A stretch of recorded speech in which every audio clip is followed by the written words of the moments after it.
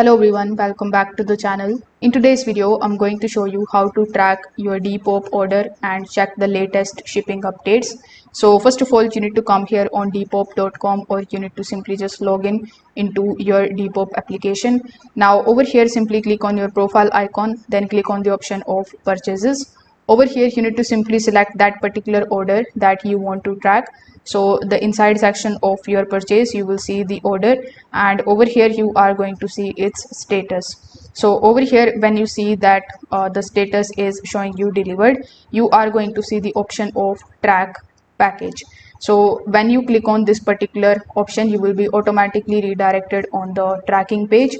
So over here you will be able to basically see where your item is currently at, and this way you will be able to basically track your order and check the shipping updates. So if this video helped you out, make sure that you like this video and subscribe to the channel.